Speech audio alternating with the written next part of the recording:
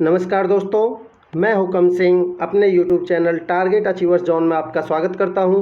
दोस्तों, कुछ समय के लिए हम एक और सीरीज़ शुरू करने जा रहे हैं, जिसमें हम देखिए, जैसा कि आपको पता होगा, यूपीएसआई के एग्ज़ाम की डेट्स आ चुकी हैं। तो हम यूपीएसआई के एग्ज़ाम के लिए हम मैथ्स की सीरीज़ शुरू करेंगे, जिसमें हम इसका नाम मैंने रखा है लास्ट मोमेंट सीरीज। वो किस लिए? क्योंकि देखिए, एग्जाम की डेट्स आ चुकी हैं, जिसके लिए बहुत ही कम समय बचा है।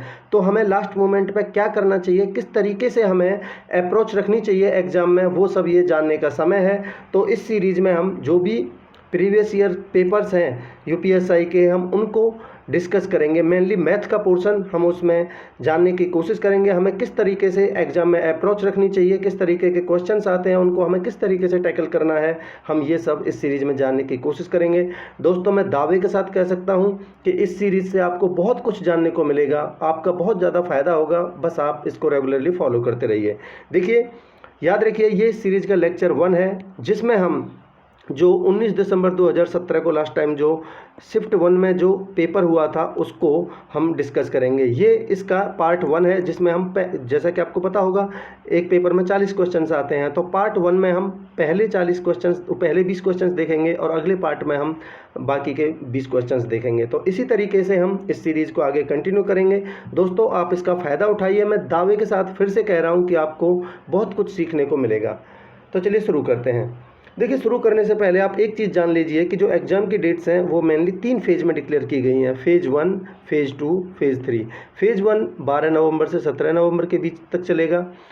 सेकंड फेज़ में 19 नवंबर से 24 नवंबर के बीच में एग्ज़ाम कंडक्ट कराया जाएगा, और जो तीसरा फेज़ है वो 27 नवंबर से 2 दिसंबर तक चलेगा। तो कुल मिला के 12 नवंबर से 2 दिसंबर तक ये एग्ज़ाम चलेगा। यहीं तक हम इस सीरीज़ को कंटिन्यू करेंगे, ठीक है। और देखिए, जो लास्ट में जिनका एग्ज़ाम है उनको थोड़ा ज़्यादा सीखने का मौका मिलेगा, उनका थोड़ा ज़्यादा फ़ायदा होगा। तो आप इसको रेगुलरली फॉलो करते रहिए। देखिए, अगर हम मैथ्स का वेटेज देखें एग्ज़ाम में, तो आपको पता होगा टोटल 160 क्वेश्चंस आते हैं, जिनमें से 40 क्वेश्चंस मैथ के होते हैं। कह सकते हैं हम कि 1/4 जो पार्ट है वो मैथ का है, यानी कि 25% वेटेज अपने आप में बहुत ज़्यादा है। तो आप इसको इग्नोर नहीं कर सकते। तो आप अपनी कमांड बनाइए मैथ के ऊपर, इस सीरीज़ को फॉलो कीजिए, आपको बहुत ज़्यादा फ़ायदा होगा। तो चलिए शुरू करते हैं। देखिए, पहला क्वेश्चन है जो ये इस वाले पेपर में 121 से लेके 160 तक मैथ के क्वेश्चन थे, 40 क्वेश्चन। तो हम इस पार्ट 1 में 121 से 140 तक देखेंगे, और अगले पार्ट में हम 141 से 160 तक करेंगे, ठीक है। तो ये 121वां पहला क्वेश्चन है कि 12,000 रुपये की राशि है, जिसको 2 पार्ट में निवेश किया गया है। पहला भाग है जिसको 20% प्रति वर्ष साधारण ब्याज पर, और जो दूसरा पार्ट है उसको 15% साधारण ब्याज पर, ठीक है, दिया गया है। 2 वर्षों बाद, यानी 2 वर्ष की कहानी है, दोनों भागों से जो प्राप्त ब्याज में अंतर है वो 2,000 रुपये का है। तो 20% साधारण ब्याज पर कितना धन निवेश किया गया था, हमें ये बताना है। देखिए, हम अगर रेशियो से जाएंगे इस क्वेश्चन में, तो उसमें क्या है, रेशियो के लिए हम जब जाते हैं जब दोनों एसआई हमें बराबर दे रखे हों, बट यहाँ तो डिफरेंस दे रखा है। तो हम इसके लिए थोड़ी बेसिक अप्रोच रखेंगे, उसमें भी हम किस तरीके से जल्दी कर सकते हैं हम वो जानेंगे। देखिए, मान लेते हैं हमने जो पहला पार्ट, एक पार्ट दिया वो x है, तो बचा हुआ 12,000 में से कितना बचा, 12,000 माइनस x, ठीक है। अब इसको तो दिया है 20% के रेट पर 2 साल के लिए, यानी 40% के लिए, और इसको दिया है 15% के रेट पर 2 साल के लिए, यानी 30% के रेट पर, ठीक है। और इन दोनों का जो अंतर दे रखा है वो दे रखा है हमें 2,000 रुपये। तो किस तरीके से करेंगे, ये मान लेते हैं ये पहला प्रिंसिपल है। तो x गुना में 40% हमारा टोटल हो गया SI परसेंटेज, तो 40/100 माइनस में 12,000 माइनस में x गुना में 30/100, ठीक है। इन दोनों का अंतर दे रखा है हमें 2,000। अब देखिए, यहाँ हम इसको सॉल्व करने नहीं बैठेंगे, यहाँ हम थोड़ा दिमाग लगाएंगे और हम डायरेक्ट ऑप्शन पर जाएंगे। पहले हम ऑप्शन पुट करके देख लें, क्योंकि ऑप्शन पुट करने में हमें कोई दिक्कत नहीं होगी। अगर हम पहला ही ऑप्शन उठाते हैं 8,000, ठीक है, तो यहाँ मैं x की जगह पर अगर 8,000 रखता हूँ, तो यहाँ 2 जीरो से 2 जीरो कट जाएंगी, तो ये बनेगा 8 चौक 3200, ठीक है। और ये इसको अगर हम यहाँ x की जगह पे 8,000 रखते हैं, तो 12,000 में से 8,000 गए तो 4,000 गुना में 30/100 बनेगा। ये 2 जीरो से 2 जीरो 4 तिया 1200 ये बनेगा, और दोनों का डिफरेंस हमारा 2,000 आ रहा है, जो कि 2,000 ही आना चाहिए। तो इस तरीके से हमारी ये कंडीशन सेटिस्फाई होती है, तो हमारा आंसर पहला ऑप्शन हो जाएगा। बाकी को हम पुट करके देखेंगे तो हमारा आंसर नहीं बैठेगा, ठीक है। आई होप आपको क्लियर होगा। अगला क्वेश्चन देखते हैं। देखिए 70 किलोमीटर प्रति घंटा और 80 किलोमीटर प्रति घंटा की स्पीड से दो ट्रेनें दिल्ली और आगरा के बीच एक दूसरे के विपरीत दिशा में चलती हैं। कहने का मतलब है, मान लेते हैं ये दिल्ली है और ये आगरा है। एक यहाँ से इस तरफ जा रही है, वो 70 किलोमीटर प्रति घंटा की स्पीड से जा रही है, ठीक है, और दूसरी इसके विपरीत दिशा में इस तरीके से 80 किलोमीटर प्रति घंटा की स्पीड से जा रही है। यहाँ तक क्लियर है? ठीक है। अगर दो ट्रेनों के मिलने के समय यह पाया जाता है कि एक ट्रेन ने दूसरी ट्रेन की तुलना में 40 किलोमीटर की अधिक डिस्टेंस कवर कर ली है, तो दिल्ली और आगरा के बीच डिस्टेंस बतानी है हमें ये, ठीक है। अब एक चीज़ यहाँ समझने की है, मेन चीज़ ये है कि मिलने के समय देखिए जब ये मिले, चाहे वो यहाँ से यहाँ चली, ये यहाँ से यहाँ चली, यहाँ मिले हों, चाहे ये यहाँ से यहाँ चली, ये यहाँ से यहाँ चली, चाहे यहाँ मिले हों, कहीं भी मिले हों, ये दोनों एक समय पे चली हैं, तो इनका जो मिलने का समय है वो सेम होगा, ठीक है। तो यानी कि कुल मिला के इनके मिलने तक इनको सेम टाइम लगा होगा, इसको यहाँ से यहाँ तक पहुँचने में, इसको यहाँ से यहाँ तक पहुँचने में। तो यानी कि हम कह सकते हैं यहाँ टाइम फिक्स है, और हमें पता है कि स्पीड बराबर हमारा होता है डिस्टेंस अपॉन में टाइम। अगर हमारा टाइम यहाँ फिक्स हो गया, कॉन्स्टेंट हो गया, तो हम कह सकते हैं जो स्पीड है वो डिस्टेंस के डायरेक्टली प्रोपोर्शनल हो जाएगी, ठीक है। कहने का मतलब है जो स्पीड का रेशियो होगा वही हमारा डिस्टेंस का रेशियो होगा। अब हमें पता है कि दोनों की स्पीड कितनी दे रखी है, यहाँ हमें 70:80, यानी दोनों के बीच में स्पीड में 7:8 का रेशियो है। तो डिस्टेंस में कितना रेशियो हो जाएगा? सेम रेशियो रहेगा, क्योंकि डायरेक्टली प्रोपोर्शनल है, 7:8। अब ये डिस्टेंस का रेशियो है, हमारे हिसाब से कितनी ज़्यादा चल चुकी है दूसरी ट्रेन पहली से? 1, और सवाल के हिसाब से कितनी चल चुकी है? 40, ठीक है। तो 1 की वैल्यू 40 है, तो ये टोटल डिस्टेंस पूछ रहा है, और हमारे हिसाब से टोटल डिस्टेंस कितनी है? 7 और 8 15, तो 15 की वैल्यू निकालनी है। 1 की वैल्यू 40 है, तो 15 की वैल्यू 15 चौका 60, 600 हो जाएगी। यही हमारा आंसर है, ऑप्शन सी। आई होप आपको क्लियर है। अगला क्वेश्चन देखते हैं। एक मोबाइल फ़ोन और एक घड़ी की लागत मूल्य का जो अनुपात है वो 3:4 है, यानी एक तो हमारी वॉच है, एक तो हमारा मोबाइल फ़ोन है और एक हमारी वॉच है। दोनों का सीपी का रेशो यानी कॉस्ट प्राइस यानी जो क्रय मूल्य है उसका रेशो दे रखा है हमें 3:4, ठीक है। उनके बिक्री मूल्य का अनुपात क्या होगा, यानी हमें एसपी का रेशियो पूछा है, और जो क्या दे रखा है, मोबाइल फ़ोन को 20% लाभ पर और घड़ी को 20% की हानि पर बेचा है। तो देखिए अगर हम इनको दोनों को 300 और 400 मान लेते हैं, तो अगर आप यहाँ से एसपी निकालेंगे तो 300 का कितना 20% के लाभ पर मोबाइल को, तो 300 गुना में 20% यानी कि 120/100 या फिर 6/5, ठीक है। इसको काट लेंगे, कितना बन जाएगा? 5 6 30, 0 और 6 6 36, 360। और जो वॉच है उसको 20% के हानि पर, तो यानी या तो 80/100 या फिर 4/5 कह सकते हैं हम। 400 गुना में 4/5, तो 5 8 40, 8 चौक 32, 320, ठीक है। 1 0 से 1 0, 4 से काटेंगे 4 नाम 36 और 4 8 32, 9:8 आ जाएगा एसपी का रेशियो। ये हमारा आंसर है, ऑप्शन डी, ठीक है। अगला क्वेश्चन देखते हैं। ए अकेले 3 दिन में 1/4 भाग को करता है, बी अकेले 6 दिन में 2/5 भाग को कर सकता है, और सी अकेले 6 दिन में 3/5 भाग को कर सकता है। तो तीनों मिलकर कितने दिन में करेंगे?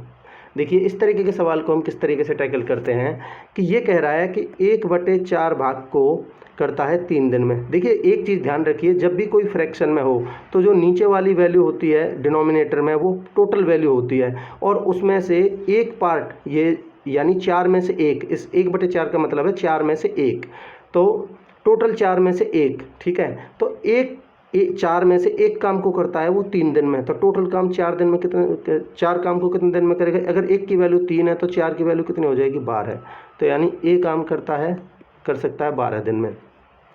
बी की बात कह रहा है कि 6 दिन में करता है वो 2/5 भाग को, तो यानी 2/5 को करता है वो 6 दिन में।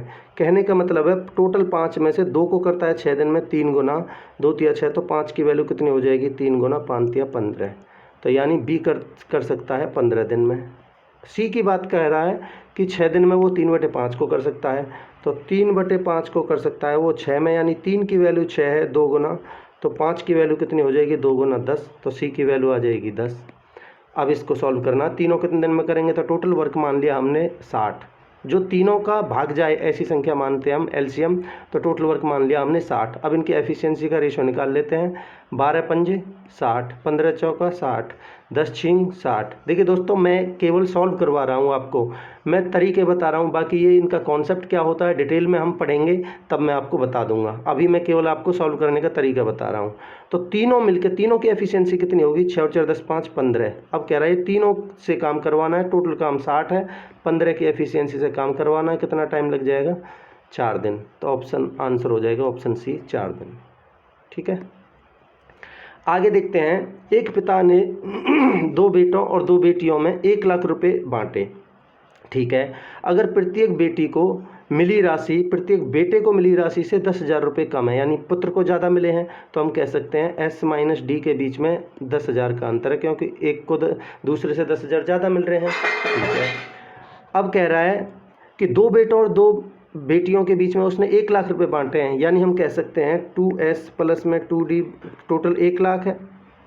ठीक है, तो हम s प्लस में d 50,000 कर सकते हैं, क्योंकि दोनों के बीच में 1 लाख, तो सिंगल के बीच में कितना हो जाएगा? 50,000।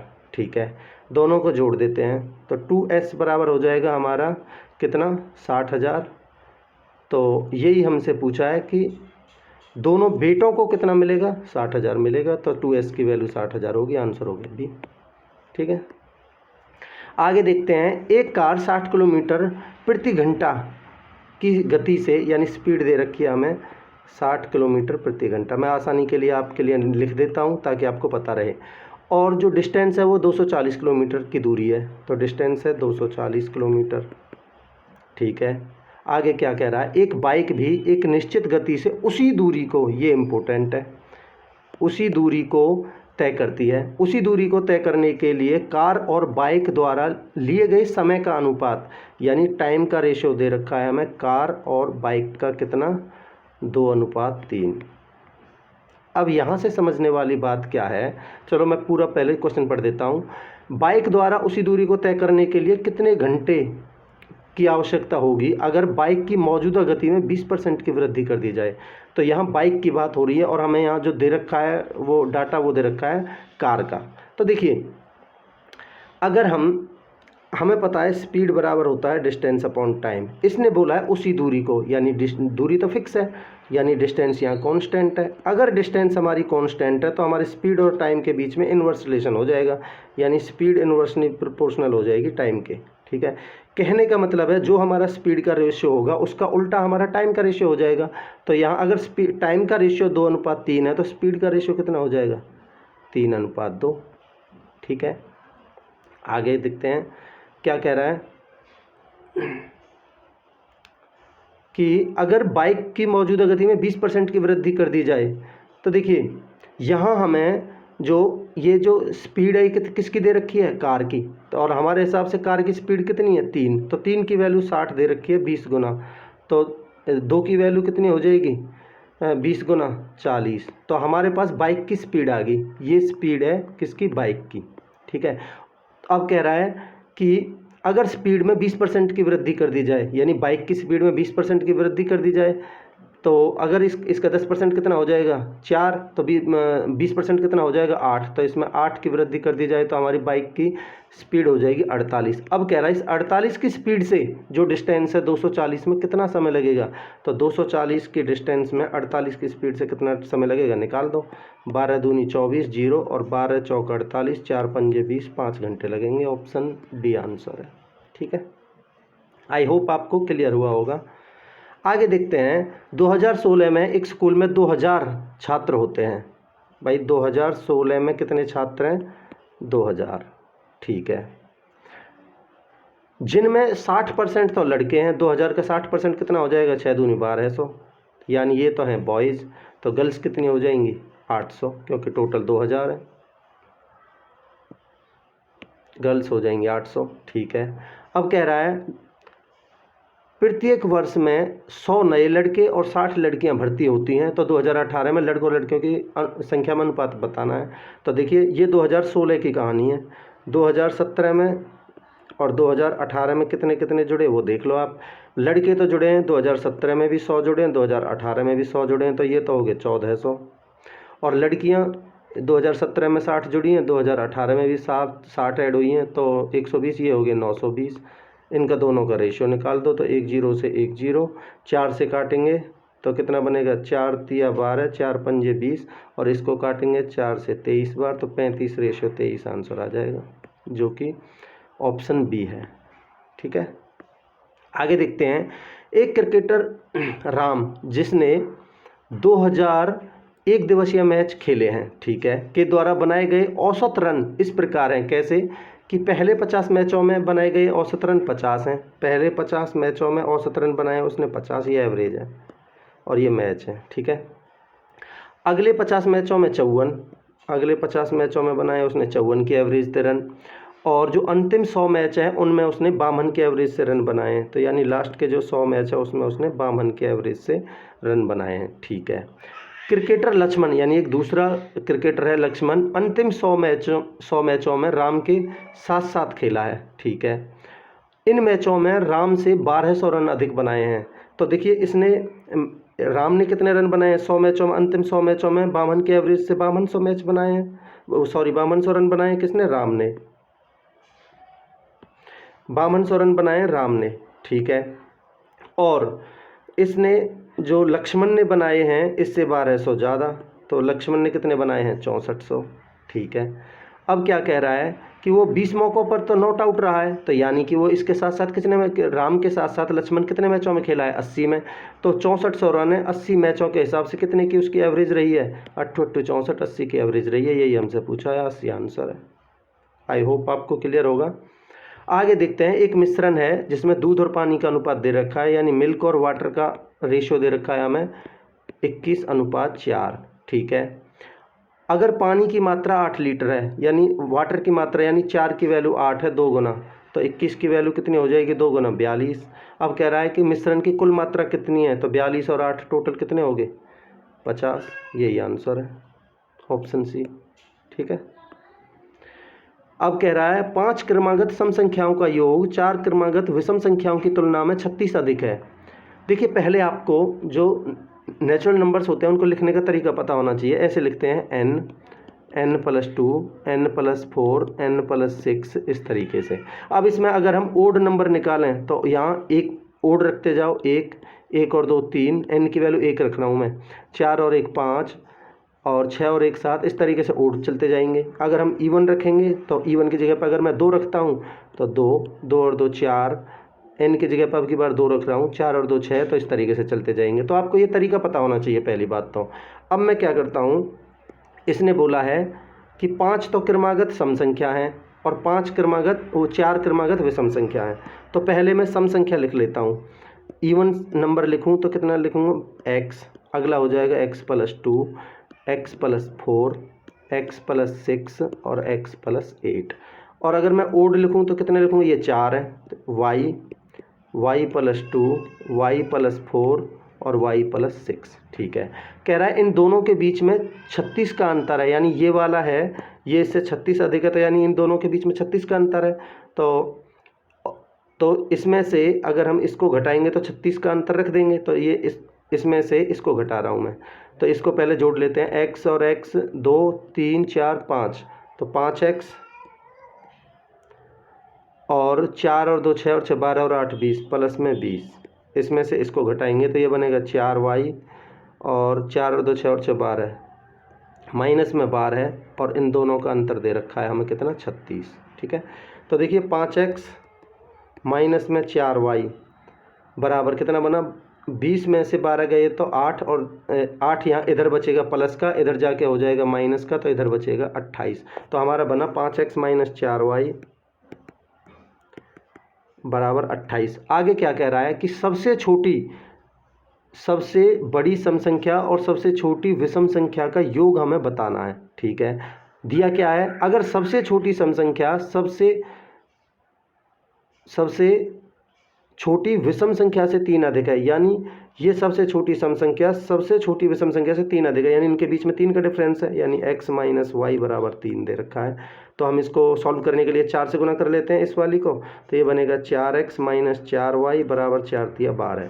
अब इस इक्वेशन में से इसको घटा देते हैं, तो ये माइनस का, ये प्लस का, ये माइनस का, तो ये 4y से 4y कट जाएगा, 5x में 4x गए तो x, और 28 में से 12 गए तो 16। ठीक है।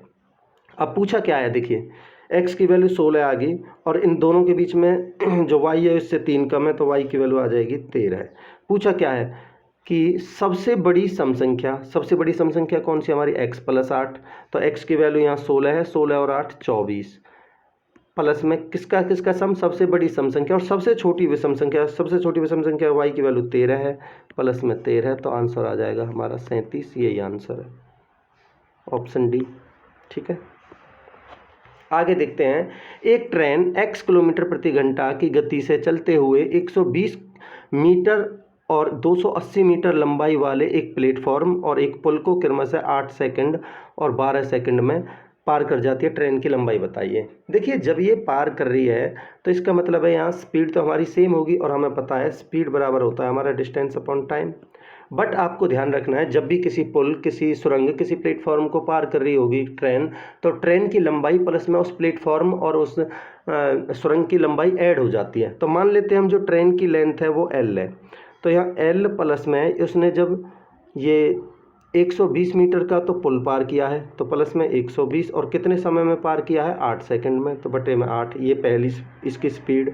और जब इसने इसको प्लेटफॉर्म को पार किया होगा 280 मीटर लंबे, तो अपनी स्पीड प्लस में 280 मीटर लंबाई का ये प्लेटफॉर्म और इसमें समय लगा है 12 सेकंड, और दोनों का जो स्पीड है वो बराबर है, वो मैंने बराबर रख दिया। बस इसको सॉल्व करना है। तो 4 दूनी 8, 4 तिया 12, तो क्रॉस मल्टीप्लाई करेंगे तो 3L प्लस में 12 तिया 36, 360 बराबर, क्रॉस करेंगे तो 2L प्लस में 28 दूनी 56, 560, तो 2L को इधर लाएंगे तो 3L में थे 2L जाएंगे तो L बराबर 560 में से इसको इधर घटाएंगे तो 560 में 360 गए तो कितने बचेगा 200।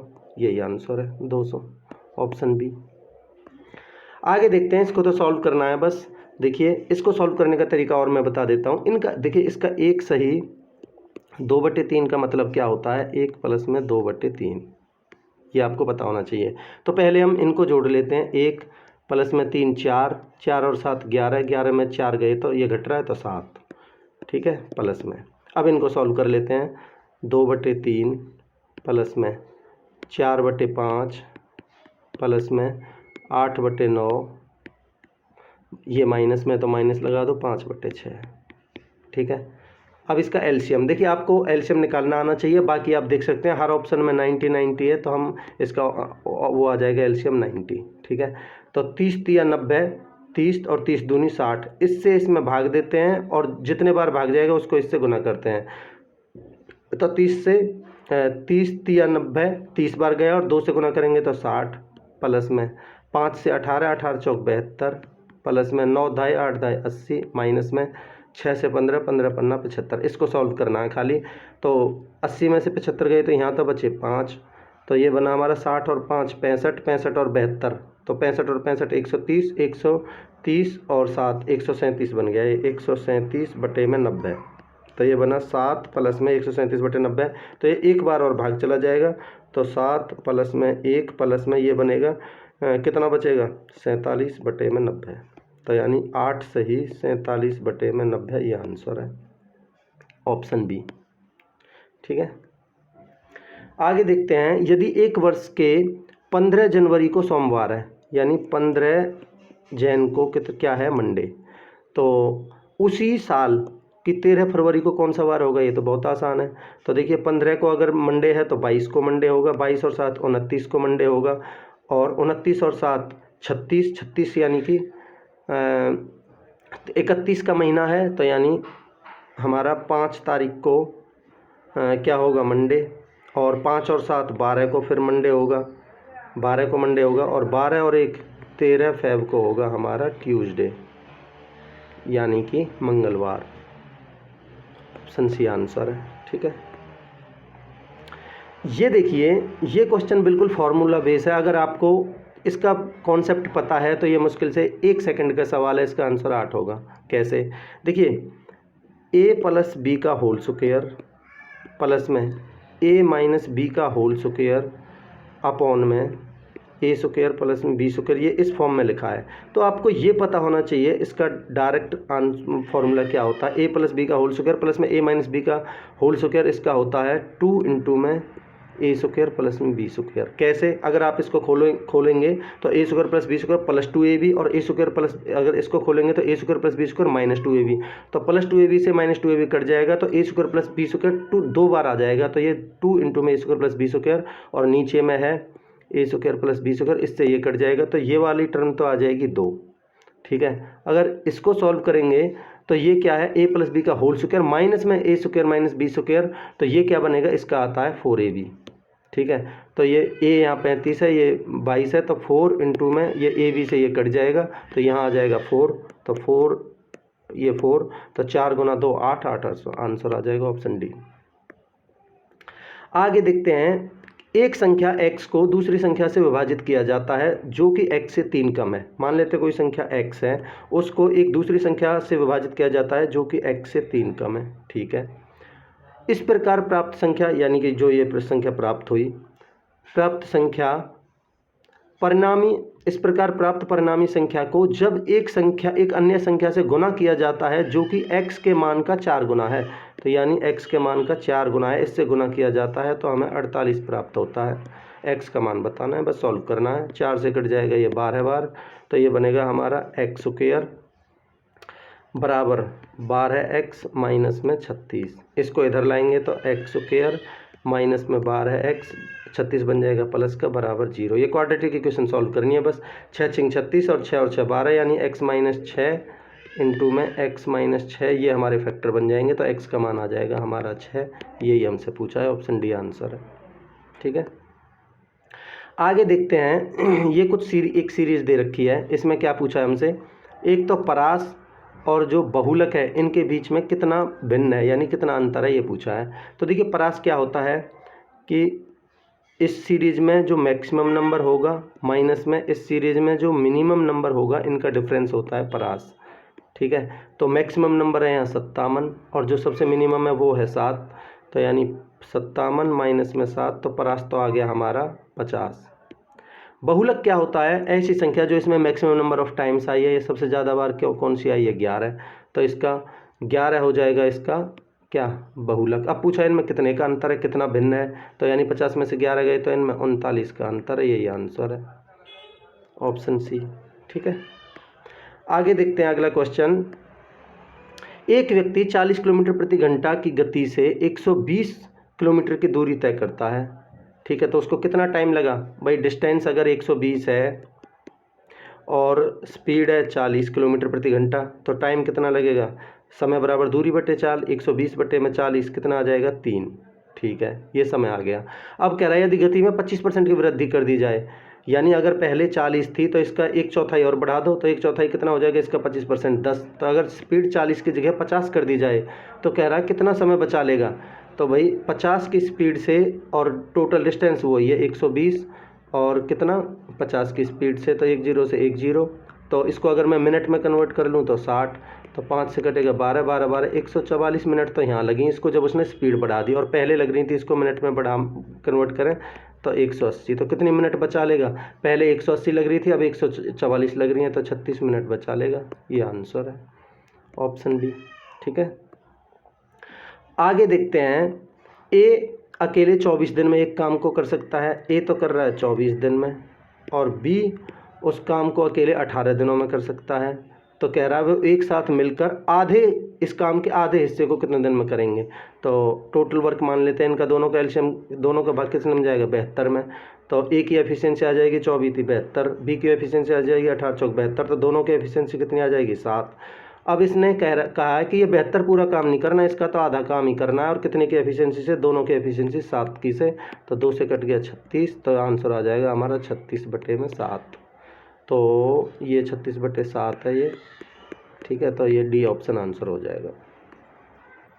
आगे देखते हैं, एक आयताकार उद्यान के अंदर एक समान चौड़ाई का पथ चारों तरफ है, तो एक उद्यान है यानी आयताकार, ये कोई रेक्टेंगुलर शेप है किसी उद्यान की, जिसकी लेंथ तो है 36 और ब्रेड्थ है 24।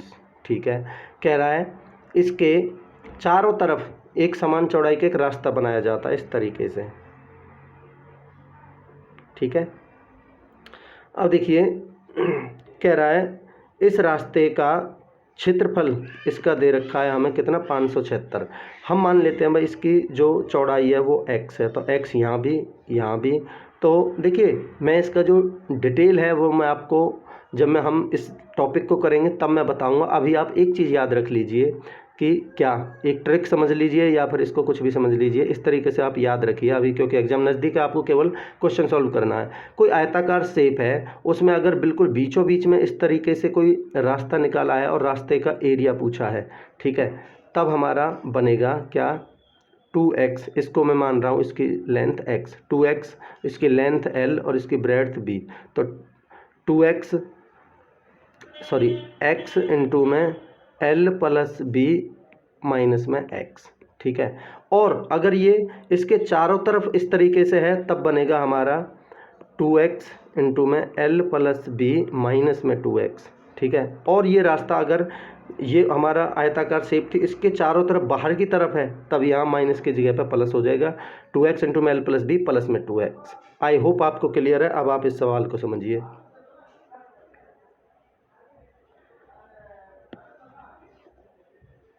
ठीक है, तो मैंने आपको क्या तरीका बताया है कि 2x इंटू में l प्लस b माइनस में 2x, और इसका मान हमें जो उस जो रास्ता है उसका एरिया दे रखा है 576। इसको सॉल्व करना है, बस 2 से काट लो, ये कितना, 2 दूनी 4, 2 अट्ठे 16, 2 अट्ठे 16। तो इसको हम गुना करेंगे, l और b कितना दे रखा है 36 और 24, तो ये बन जाएगा x इंटू में 36 प्लस 24 60 माइनस में 2x बराबर 288, ठीक है। इसको गुना कर लो, 60x माइनस में 2x स्क्वायर, इसको इधर ले आएंगे, माइनस में 288 बराबर 0। इसमें से -2 कॉमन ले लो, तो क्या बनेगा हमारा x स्क्वायर माइनस में 30x, और ये माइनस का बन जाएगा प्लस के 144 बराबर 0। इसको सॉल्व करना है तो कितना कितना बन जाएगा हमारा फैक्टर 24 और 6, तो दोनों की गुना करेंगे तो 24 और 36, और गुना जोड़ेंगे तो 24 और 36 माइनस माइनस का, और गुना करेंगे तो माइनस माइनस प्लस हो जाएगा 144। करके देख सकते हैं आप, 6 चौक 24, 4 6 दूनी 12 और 2 14, तो 144 ही बन रहा है। तो यानी एक फैक्टर बन, इसके x के 2 मान आएंगे, एक तो 24 आएगा और एक आएगा 6। देखिए ये तो 24 तो हो नहीं सकता, क्योंकि 24 तो इसकी चौड़ाई दे रखी है, इसलिए हमारा आंसर होगा वो होगा 6। यही पूछा है हमसे, ऑप्शन बी आंसर हो जाएगा। अगला क्वेश्चन देखते हैं। 6 खिलाड़ियों वाली एक टीम की औसत ऊंचाई 156 सेंटीमीटर है। 6 की जो एवरेज दे रखी है वो दे रखी है 156। अब कह रहा है टीम में 3 और खिलाड़ी जोड़े जाते हैं, तो यानी खिलाड़ी हो गए 9 और एवरेज बढ़ जाती है प्रत्येक की 2 सेंटीमीटर, तो ये होगी 158। तो जो 3 नए हुए हैं उनकी एवरेज निकालने का तरीका इस तरीके से होता है कि इसमें कितने का एडिशन हुआ है 3 का, और इसमें कितने का एडिशन हुआ है 2, इस 3 की गुना कर दो इससे, तो 3 अट्ठे 24, 2 15 × 45 और 2 47, 474, और इस 2 की गुना कर दो इससे 6 से, प्लस में 12 है, तो कितने बन गए 486। तो ये तीनों की क्या है, तीनों जो हैं उनका सम है ये 486। तो तीनों की एवरेज कितनी बन जाएगी, तो 3 से भाग दे देंगे, 3 एकम 3, 3 छिंग 18, 3 दूनी 6। अब क्या कह रहा है कि इन तीनों के बीच सबसे छोटे व्यक्ति है उसकी ऊंचाई, इन तीनों की जो औसत ऊंचाई है उससे 4 सेंटीमीटर कम है। तो तीनों की औसत ऊंचाई हमने कितनी निकाल ली 162, जो सबसे छोटा है उसकी इससे 4 कम है, तो कितनी आ जाएगी 158। तो यही पूछा है, उसकी ऊंचाई कितनी है 158 है, ऑप्शन डी आंसर हो जाएगा। तो इस तरीके से दोस्तों ये जो पहला लेक्चर है सीरीज़ का वो कंप्लीट होता है। मैं आशा करता हूँ कि आपको ये अच्छा लगेगा, आपको कुछ सीखने को मिलेगा। आप इस सीरीज़ को रेगुलरली फॉलो करते रहिए, मैं इसी तरीके से आपको प्रोवाइड करता रहूँगा। अगर आपको कोई भी डाउट है तो आप मुझे कमेंट सेक्शन में लिख के बता सकते हैं, मैं आने वाले लेक्चर्स में उसको क्लैरिफाई करने की कोशिश करूँगा। Thank you so much, have a great day.